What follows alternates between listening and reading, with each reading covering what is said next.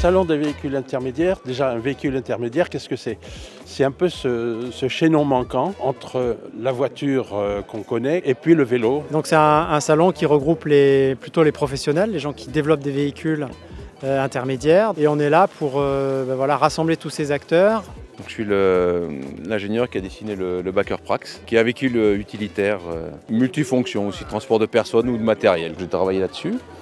Et après, on a raccroché, j'ai entendu parler de l'extrême défi de l'ADEME. Et donc, je me suis raccroché là-dessus aussi, parce que c'était les mêmes problématiques, quoi. Pour mettre en circulation ces véhicules et voir un petit peu comment ça se comporte, comment les gens les utilisent et si ça leur convient.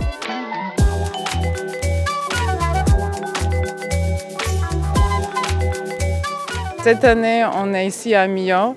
On va dire la capitale de la mobilité intermédiaire aujourd'hui. On essaie de voir ensemble comment faire en sorte que cette mobilité, elle arrive sur des territoires, mais elle arrive bien et que les gens souhaitent utiliser ces véhicules dans leur quotidien. Ce salon a comme objectif de coordonner les inventeurs, les industriels, les équipementiers, les utilisateurs, les territoires d'expérimentation, leur faire échanger sur les nouveaux besoins de mobilité. Donc c'est se réunir et puis de réunir toutes ces problématiques et quelles sont les solutions qu'on en attend. L'objectif, c'est d'aller vers l'homologation.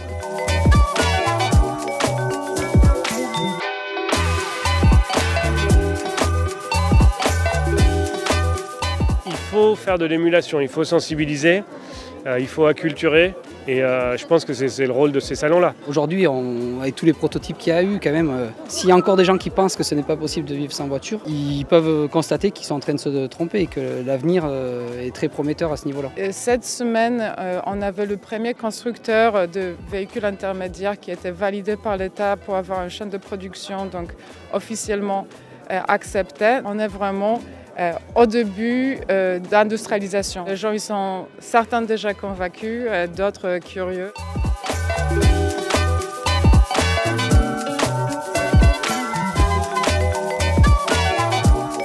Je pense qu'il y a des gens comme l'ADEME qui sont là pour faire parler tout ce petit monde. Donc ça, je pense qu'ils ont un vrai rôle. Eh bien, l'ADEME donc finance des prototypes. On a financé là à peu près 80 prototypes. On va financer la phase d'industrialisation, la fin de cette année, début 2024, donc pour commencer à passer à l'échelle industrielle. Et puis les expérimentations, l'année prochaine, elles commencent. Et donc là, on va voir des véhicules dans des territoires au quotidien. On essaye d'aller de plus en plus vite parce que voilà, ces véhicules, c'est 10 fois moins cher, 10 fois moins d'énergie, 10 fois moins de matière. Donc ça répond vraiment au défi de la transition écologique qu'on doit adresser.